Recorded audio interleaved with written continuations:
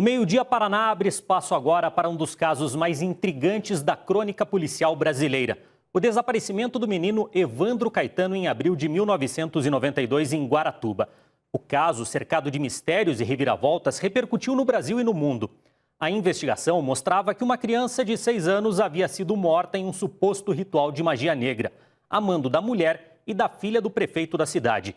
Passados quase 30 anos, uma série da Globoplay reconstruiu o caso e trouxe um fato novo e assustador. Uma fita de áudio mostra que a confissão do crime foi feita sob brutal tortura praticada por um grupo da elite da Polícia Militar. Claro que isso gerou desdobramentos, afinal pessoas inocentes podem ter passado anos na cadeia por um crime que não cometeram. Nossos repórteres conversaram com alguns desses personagens da história, incluindo o governador à época, Roberto Requião, que não falou a série, mas nos recebeu em casa. A reportagem é de Ana Zimmermann e Rafael Trindade. Onde está a verdade?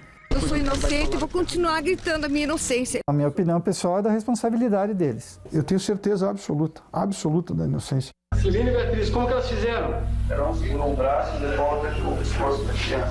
Imagens e áudios mostram as confissões de 5 dos 7 acusados pela morte de Evandro Ramos Caetano. As fitas, editadas, embasaram o processo. E nós seguramos o som de forma segura mais o lado disso com minha filha. Nós fizemos o trabalho, mas estava eu e você, estava eu e você lá. Fale, mãe, conte isso. Agora é ela que vai falar. Minha filha, se você está falando isso, é verdade. Eles preferiram a tortura do que investigar e deixaram o verdadeiro culpado, que está até hoje por aí solto, gozando da impunidade, e deixaram essas pessoas presas.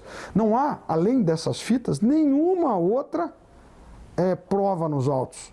Estas confissões teriam sido conseguidas por policiais militares do Grupo Águia. Em poucos dias apontaram 7 culpados: Oswaldo Marceneiro, pai de santo, o colega dele, Vicente de Paula Ferreira, o artesão Davi dos Santos Soares, Sérgio Cristofolini, vizinho e dono do imóvel onde Oswaldo morava, Celina Bage, a filha dela, Beatriz, e também Ayrton Bardelli, que trabalhava na serraria da família Bage. A série do Globoplay reconstrói a história do suposto ritual de magia negra e as prisões dos acusados. Eu acho que na época se queria encontrar um culpado. E tudo isso que foi montado para encontrar um culpado foi feito de uma forma atabalhoada, violenta e com gente incompetente. Mas foi a Polícia Civil do chamado Grupo Tigre quem começou a investigar o desaparecimento de Evandro, de 6 anos. O corpo foi localizado 5 dias depois. Os policiais civis foram substituídos pelos PMs do serviço reservado depois que um primo do menino desaparecido prestou depoimento ao Ministério Público. Primeiro veio o Grupo Tigre, estava investigando. A pessoa de Diógenes Caetano veio até Curitiba, no Celso Carneiro do Amaral, fez alguns relatos, já apontava como assassino a mulher e a filha do prefeito. Diógenes Caetano dos Santos Filho, ex-policial, era primo de Evandro e filho de um rival político de Aldo Abage, que era prefeito. O que gerou tudo isso foi Diógenes Caetano dos Santos Filho, né? Ele que veio com a história de que nós matamos a criança. 2 meses depois do crime, Diógenes Caetano Filho apresentou ao Ministério Público o dossiê Magia Negra, acusando, entre outros, o pai de santo Oswaldo Marceneiro e a então primeira-dama Celina Bage. Ele levantou uma hipótese, foi para o Ministério Público, deu um depoimento com os seus depoimentos e o Estado ouviu. O Estado não devia ter ouvido. Essa é a grande crítica que eu faço. O Estado, ele não tem que ficar ouvindo qualquer pessoa que vai lá e fala mal do outro. Não, ou tem que pelo menos fazer um critério nesse sentido. Procuramos Diógenes, que é engenheiro civil em Guaratuba. Ele não quis gravar entrevista e nos deu o livro em que conta a história, conforme ele mesmo relatou ao Ministério Público, de que o menino teria sido morto pelos 7 acusados. Escreve Diógenes, por exemplo, que a Justiça decretou a prisão de Celina e Beatriz Abage. Relutantes, no início, acabaram confessando ter participado do ritual de magia negra que envolveu o sequestro de Evandro. O roteirista da série de TV diz que as teorias de rituais satânicos eram comuns. O pânico satânico ele foi um fenômeno social de histeria coletiva muito estudado nos Estados Unidos na década de 80, que era uma crença que existiam várias seitas satânicas espalhadas pelo país, sacrificando crianças. A narrativa é muito parecida. Só que no Brasil, essa narrativa entra aqui e geralmente quem vai ser acusado de satanista serão religiões de matriz africana. Então esse era o grande risco do pânico satânico, de acordo com o FBI na década de 80, início da década de 90. Você perdeu o foco do crime que aconteceu e começar a acreditar em bicho-papão. A história de uma criança assassinada, 7 acusados e um ritual macabro ganhou notoriedade por todo o país. Revolta e tumulto em Guaratuba, no Paraná, por causa da morte de um garoto num ritual de magia negra. E foi novamente trazida para a TV na série Caso Evandro, lançada em maio pela plataforma Globoplay. São 7 episódios contando sobre o caso, as investigações, os julgamentos e 5 confissões. Os acusados sempre alegaram que tinham sido torturados. Desde o início nós falamos da tortura. No primeiro depoimento em Matinhos, nós já falamos. Nós conversamos agora, 29 anos depois do caso, com Celina e Beatriz Abage, esposa e filha do então prefeito de Guaratuba. Elas estavam em casa, foram vacinadas e preferiram não usar máscara. E eu tentava, em todo momento, dizer que eu não era culpada, que eu estava inventando aquilo, sabe? Tanto é que quando eles mandaram eu tomar banho, eu deixei uma calcinha no banheiro para provar que eu tinha estado ali. Ingenuidade é minha, porque eu pensei que fosse investigar. Eu tinha certeza que ia investigar. Depois de tantos anos, quem conseguiu, com uma fonte anônima, as fitas da gravação da confissão com a tortura praticada foi Ivan Mizanzuki, que produziu o documentário em áudio e depois a série da TV. Eu fui para os bastidores e comecei a conversar com uma pessoa ou outra e comecei a seguir um caminho. E quando eu sigo esse caminho, eu encontro uma pessoa que não tinha noção do que tinha naquelas fitas. Ela me dá um saco de várias fitas assim e diz assim, olha, dá uma olhada aí. O diretor da série Caso Evandro, Ali Muritiba, mostrou a 4 dos acusados, ao advogado, ao promotor, as fitas da gravação da confissão. Os áudios indicam que foi praticada tortura por policiais militares. Eu quero sem conversa lá, depois vocês vão comigo, eu tenho...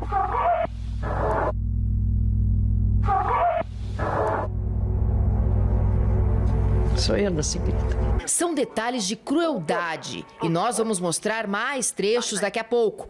Estas gravações sem cortes nunca fizeram parte do processo. Havia fitas editadas e que sumiram durante o julgamento, ficando apenas a transcrição. Nós entrevistamos um delegado e conversamos inclusive com o governador da época, Roberto Requião. Ele nos recebeu em casa e, já vacinado, não usou máscara. A tortura é uma coisa simplesmente abominável. O governador não tem nem ideia do que acontece. Tem uma polícia civil, o governo do estado delega competências às instituições. Eu tive informação desse fato pela Globo, que era a televisão mais ouvida. O processo foi concluído e levou os 7 a júri popular em 1998. Começa o julgamento de um crime que escandalizou o Brasil. O caso do menino morto num ritual de magia negra em Guaratuba, no Paraná. A previsão é que o julgamento demore pelo menos 6 dias. O julgamento de Celina e Beatriz Abage foi o mais longo da história do país. 34 dias, com várias reviravoltas. A principal testemunha de acusação, que teria visto Evandro com os acusados no dia do desaparecimento dele, acabou se contradizendo. O perito, que tinha feito o exame que não apontou tortura após as prisões, se suicidou no dia que iria prestar depoimento. As fitas da confissão tiveram trechos editados. Ao final, os jurados já não tinham nem certeza de que o corpo era de Evandro. E por falta de materialidade, ou seja, não havia corpo nem crime, elas foram absolvidas. Declaro absolvidas as réis. Mas o Ministério Público conseguiu a anulação do júri, alegando que os jurados não poderiam ter deixado de considerar que um exame de DNA apontava que o corpo era de Evandro.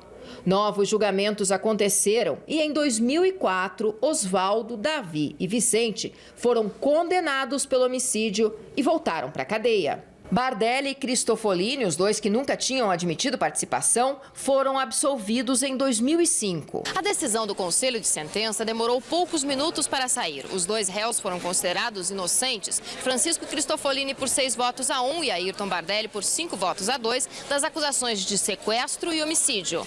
E em 2011, Beatriz Abage foi ao júri novamente. Para a mãe Celina, que já tinha passado dos 70 anos, o crime estava prescrito. O tribunal do júri foi cercado de faixas contra a tortura. Os pais de Evandro sofreram novamente. O filho não volta, né? Em 2 dias, Beatriz foi condenada. A pena definitiva é de 21 anos e 4 meses de reclusão. Ela já tinha cumprido quase 6 anos de prisão e recorreu em liberdade. Em 2016, o STF determinou que condenados em segunda instância podiam ser presos. Beatriz pediu um indulto, um perdão judicial, e conseguiu. A gente não quer magoar ninguém. Eu sinto pelo que a família sempre passou, mas o que eles acreditaram até hoje é mentira. 29 anos se passaram e o caso segue na justiça. E ainda agora, no início de junho, teve mais uma decisão. A juíza de Guaratuba deu a reabilitação criminal de Beatriz Abage. Ela pediu que a justiça considerasse que ela tem ficha limpa e quer mais. Mas sempre vai ficar o rótulo, né?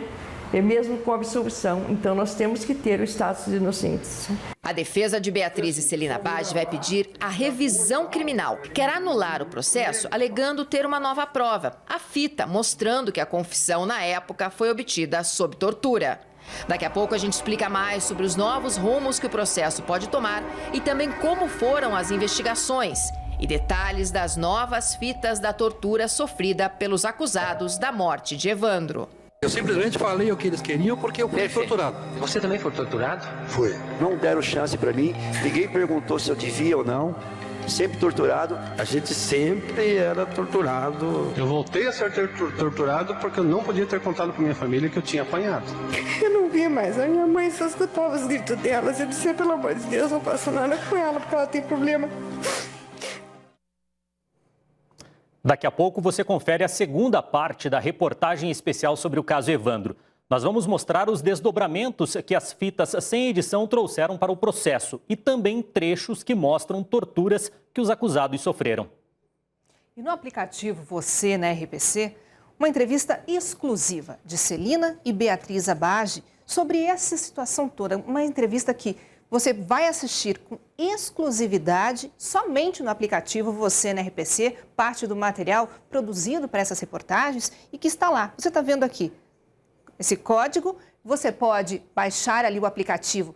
Hoje, se você já está tudo lá, terminando o jornal, é hora de conferir um pouco mais sobre esse assunto.